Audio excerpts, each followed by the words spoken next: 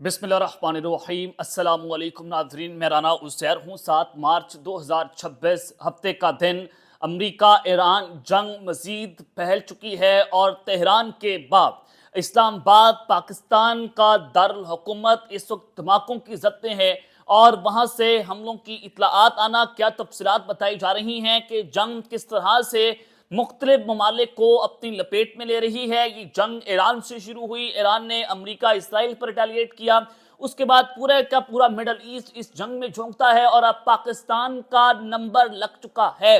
اس سے پہلے پاکستان کو کہا گیا تھا کہ ایران کے بعد اگلا نمبر پاکستان کا ہے۔ میزائلوں نے کس طرح سے تباہی پھیری ہے اور پاک فوج کی جانب سے بھی اس وقت منہ توڑ جواب دیا گیا ہے۔ پاک فوج نے دشمن چوکیوں کو اڑا ڈالا ہے۔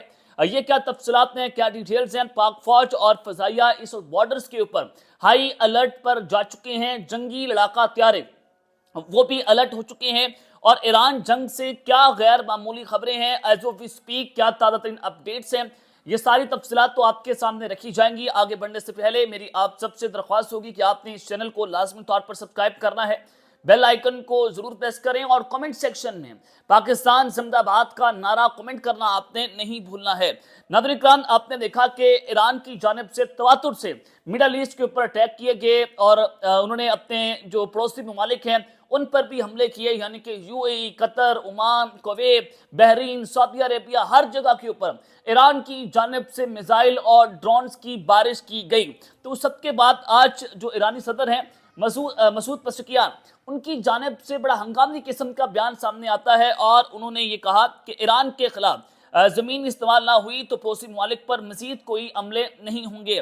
پڑوسی ممالک سے معذرت خواہ ہیں، ہمارا دوسرا ممالک کے خلاف جارحیت کا کوئی ارادہ نہیں ہے اور اب ہم دوبارہ ان پر اٹیک نہیں کریں گے۔ یہ ایرانی صدر کا ایک طرف تو بیان سامنے آتا ہے، اس کے فوری بعد ڈونلڈ ٹرمپ جو ہے ان کی سٹیٹمنٹ سامنے آ گئی۔ انہوں نے کہا کہ ایران نے معافی مانگ لی ہے اور مشرق وسطیٰ کے اپنے پڑوسی ممالک کے سامنے ہتھیار ڈال دیے ہیں اور وعدہ کیا ہے کہ وہ حملے بند کر دے گا۔ یہ ڈونلڈ ٹرمپ صاحب بات کر رہے ہیں کہ ایران نے سرنڈر کر دیا ہے۔ اس کے علاوہ جو سعودی عہدیدار ہیں ان کی ایران پر تنقید ہوئی، انہوں نے جناب ایک انٹرویو دیا، انہوں نے کہا کہ وہ عرب ممالک پر حملہ نہیں کرے گا، لیکن اس کے بیان کے ساتھ ہی ایران عرب ممالک پر میزائل اور ڈرون حملے بھی کر رہا ہے۔ یعنی کہ ایک طرف تو ایرانی صدر جو ہیں وہ اپنا بیان دیتے ہیں تو اس کے فوری بعد آپ جو اٹیک ہوئے پورے کے پورے گلف کنٹریز میں، سعودی عربیہ کے اندر اٹیک ہوا اور یو اے میں، بحرین کے اندر اٹیک ہوئے ہیں، اور یہ اس وقت ہوا جب ایرانی صدر کا بیان سامنے آیا تو سعودی عہدیدار کہہ رہے ہیں کہ ایک طرف تو آپ حملے روکنے کی بات کر رہے ہیں، تو دوسری جانب آپ میزائل بھی مار رہے ہیں اور ڈرون حملے بھی کر رہے ہیں اور ڈیڈلی سٹرائکس آپ ہمارے ممالک کے اوپر لانچ کر رہے ہیں۔ یہ واضح طور پر ایران کا دوہرا معیار ہے، یہ ان کی سائیڈ آف سٹیٹمنٹ ہے۔ یہ ایک طرف مسلمان بھائی چارے کی باتیں اور دوسری جانب حملے صرف اسی لیے اس پر ہو رہی ہیں، تو یہ بات کی جا رہی ہے کہ وہ کل کو ڈپلومیسی کے لیے راستہ کھلا رکھیں، تو لہٰذا ایران اٹیک نہ کرے۔ یہ سعودی عہدیدار کی جانب سے سٹیٹمنٹ آتی ہیں اور ڈونلڈ ٹرمپ جو کہہ رہا تھا کہ ایران نے سرنڈر کر دیا ہے، تو ایران نے جناب فتح میزائل اور غدر میزائل جو ہیں اب اس کو لانچ کیا، یعنی کہ پہلے انہوں نے جو ہے وہ اپنے چھوٹے میزائلوں سے امریکہ اور اسرائیل کے ڈیفنس سسٹم کو جو ہے وہ ختم کیا، ان کو نکارہ کیا، آئرن ڈوم کو نکارہ کیا، تھاڈ ڈیفنس سسٹم کو نکارہ کیا۔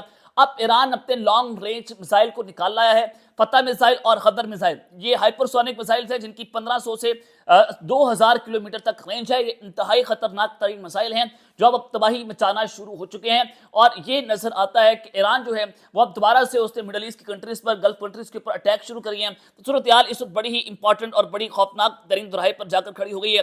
دوسری جانب ایران کی میزائلوں کی نئی کھیپ اسرائیل کی طرف جا رہی ہے، اسرائیل کی طرف ایک نئی جو ویو ہے میزائل حملوں کی، وہ ایران نے اس کو شروع کر دیا ہے۔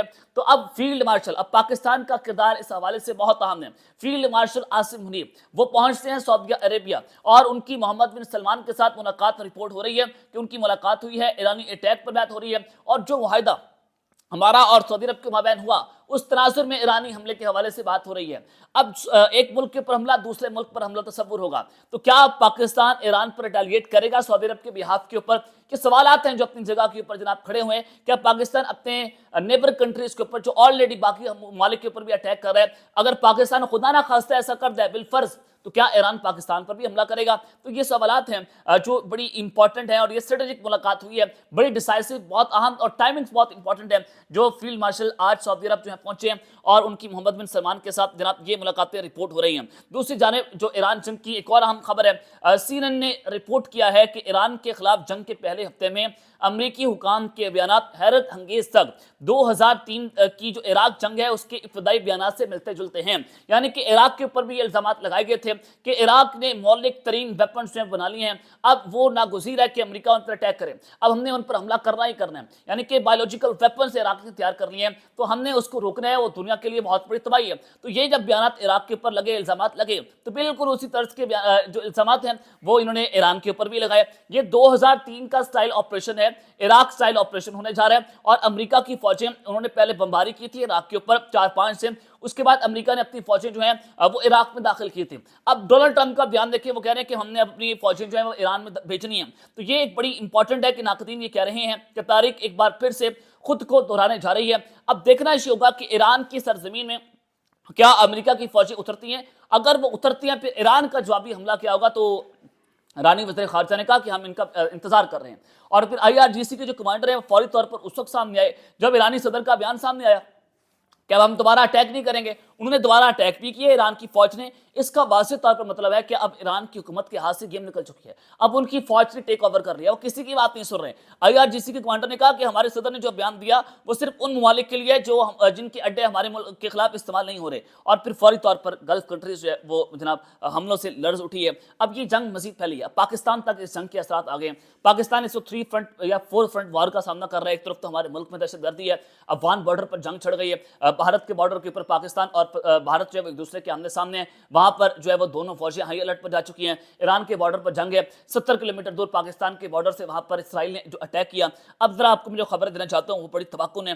अफगानिस्तान के वज़ीर दिफा मुल्ला याकूब जो पाकिस्तान के हमलों के मास्टर माइंड हैं, बड़े खतरनाक तरीन, और ये TTP को सपोर्ट करते हैं, ये पाकिस्तान पर हमलों की तजवीज़ देते हैं TTP को जाएं आप जाकर वहां पर हमले करें। और इससे आज के बयान से साबित हुआ कि आज जो अफगान तालिबान है वो TTP को खुद कुछ बमबारों के तौर पर इस्तेमाल करते हैं पाकिस्तान के खिलाफ। अब जो मुल्ला याकूब है उन्होंने कहा, जुमे को उन्होंने तुलू न्यूज़ को एक इंटरव्यू दिया और इस इंटरव्यू में पाकिस्तान के साथ जारी कशीदगी के तनाज़ुर में कहा कि अगर काबुल महफूज नहीं है तो इस्लामाबाद भी महफूज नहीं है।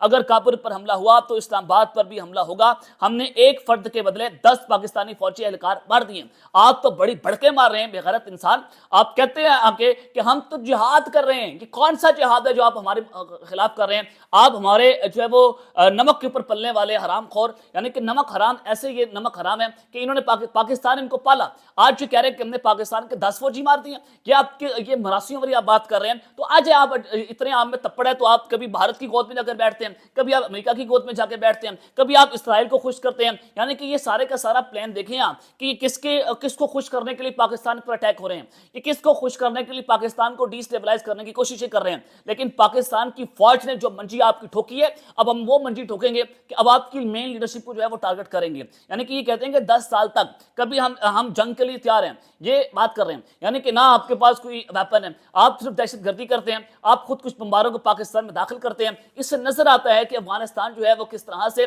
जो ये TTP के दहशतगर्द हैं उनको हमारे खिलाफ इस्तेमाल करते हैं। तो आज हैं, मिलकर आए, ऊपर से नीचे से आए, साइड से आए, बाएं से आए, जहां से दिल करता है आज हैं। पाकिस्तान की फौज जो है वो जनाब तैयार है। उसके अलावा मुल्ला याकूब को फिर पाकिस्तान ने फौरी तोहफा दिया और फिर पाकिस्तानी फिजाई हमलों ने शुमाली वज़ीरिस्तान से मलिका अफगान तालिबान की चौकियां जो हैं उनको निशाना बनाया और उसको तबाह कर दिया। जब मुल्ला याकूब खोखले बयान दे रहा था तो उसी दौरान पाकिस्तान ने अफगानिस्तान में दहशतगर्दों के ठिकानों पर बमबारी की।